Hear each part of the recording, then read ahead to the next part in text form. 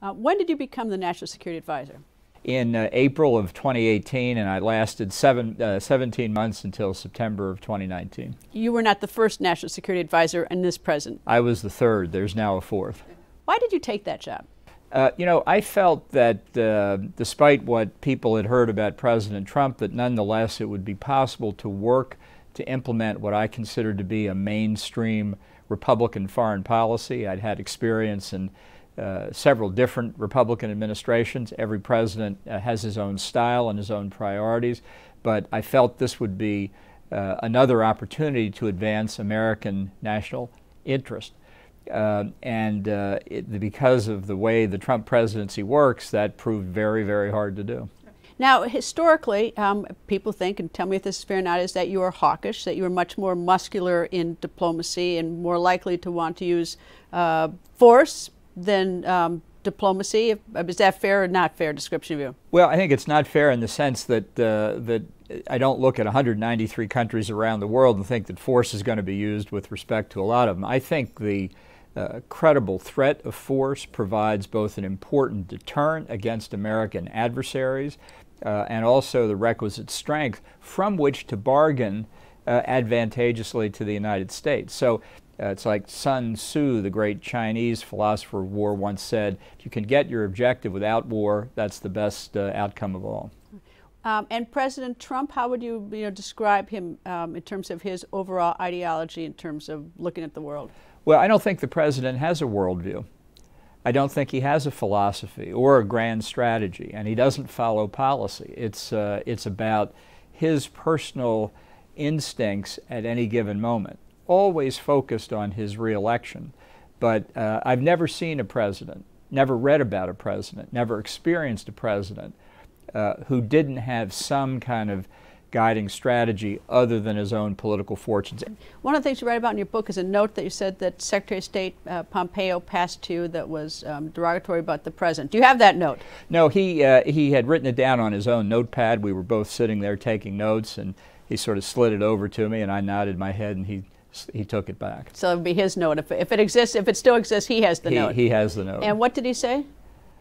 He said the president was full of shit. Would you say that? Would you say that he should not be president because he's a threat to the country? Would you go that far? I think it's dangerous, yes, and I'm not going to vote for him. I did vote for him in 2016. I'm not going to vote for Joe Biden either because I don't agree with his policies.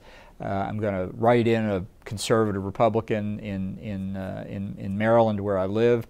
I'm very unhappy about the election choices at the presidential level this November. Very unhappy. Well, do you regret taking the job as National Security Advisor?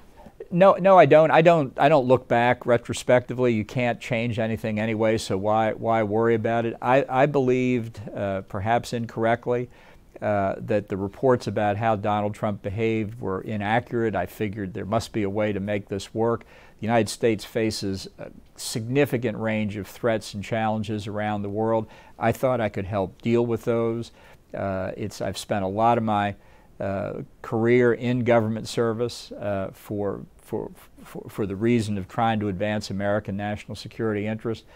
I thought it was worth the effort, and I thought writing the book to explain why I did it, if not helpful to me, would be helpful to many other Americans that want to know what exactly happens in the government. And I have to bring up Ukraine, because that's obviously, when I haven't gotten to Ukraine, is that you were there through the bulk of the Ukraine discussion. Can you recount for me, what was Giuliani's job, the president's lawyer? What was he supposed to be doing?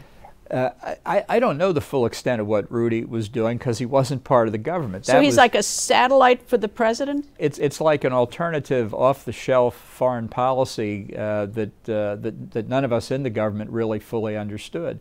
But I think what emerged over a period of time, it didn't come in some blinding revelation, but what emerged over a period of time was that the focus on the Ukraine had everything to do with damaging Trump's political opponents, both Hillary Clinton and Joe Biden. It had nothing to do with the issue of corruption in the Ukraine. It was so you totally dismissed that that the president had any issue in trying to stop corruption in Ukraine. Look, there are reasons and there are pretexts.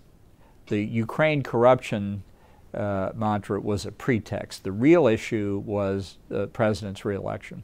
And and Giuliani was communicating with the president, I mean, presumably about this sort of outside sort of the White House? I don't know how often he communicated with him, but my impression was frequently. Sometimes I was brought into those communications, and that's how I learned over a period of time, as I describe in the book, how this was playing out. One last question. Vladimir Putin, what's the president's relationship with Vladimir Putin? Well, I think Putin thinks he can play Trump like a fiddle. I think he thinks he sees right through him.